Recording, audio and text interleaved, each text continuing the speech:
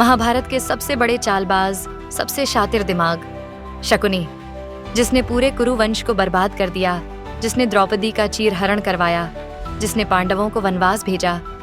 क्या आपको पता है कि उसका अंत कैसे हुआ? क्यों महाभारत में उसके मरने की कहानी को इतने रहस्यमय तरीके से दिखाया गया? क्या वह सच में भीष्म, द्रोणाचार्य, कर्ण और दुर्योधन की तरह युद्ध में मारा गया, या फिर उसकी कहानी कुछ और ही थी?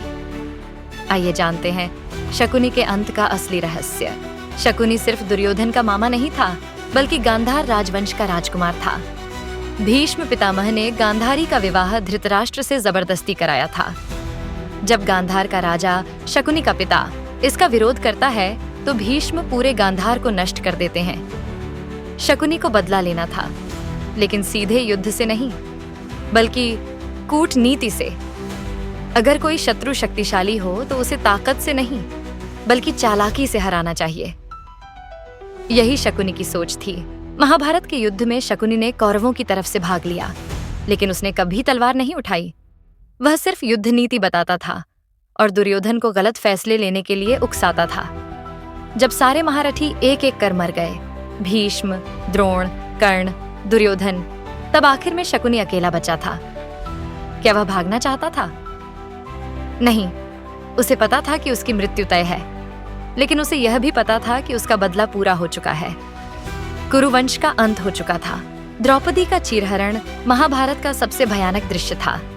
जब दुर्योधन ने द्रौपदी को सभा में बुलाया और दुशासन ने उसका वस्त्र हरण करना शुरू किया, तब सभा में कई महारथी थे, भीष्म, द्रोण, कर्ण और शकुनी। लेकिन शकुनी ने इसे रोकने की कोशिश क्यों नहीं की? क्या शकुनी के लिए यह सिर्फ एक खेल था? शकुनी ने हमेशा चालबाजियों से ही युद्ध लड़ा था, लेकिन द्रौपदी का अपमान एक मानवता के खिलाफ अपराध था। जब श्री कृष्ण ने द्रौपदी की रक्षा की और उसका चीरहरण असफल हो गया, तो यह शकुनी के लिए एक बड़ा संकेत था कि वह धर्म के खिलाफ जा रहा है। महाभारत के युद्ध से पहले एक रात शकुनी अकेले में बैठा था और वहां उसने एक गहरी बात कही। मैंने कुरुवंश का नाश करने की ठानी थी, लेकिन शायद यह तरीका गलत था। मैंने अधर्म के साथ हाथ मिला लिया और अब मैं इसे रोक नहीं सकता। जब युद्ध शुरू हुआ, तब शकुनी ने खुद को थोड़ा पीछे कर लिया, क्योंकि वह जानता था कि अब इसका अंत नजदीक है। अगर शकुनी को पहले ही यह एहसास हो जाता कि उसकी चालें एक स्त्री का अपमान करवाने तक पहुंच जाएंगी, तो क्या वह रुक जाता? क्या वह खुद इस खेल से बाहर आना चाहता था, लेकिन परिस्थितियों ने उसे फंसा दिया? क्या कोई और रास्ता था जिससे वह अपने परिवार का बदला लेकर भी धर्म के साथ रहता? महाभारत के युद्ध के 18वें दिन सहदेव ने प्रतिज्ञा ली थी कि वह शकुनी का वध करेगा।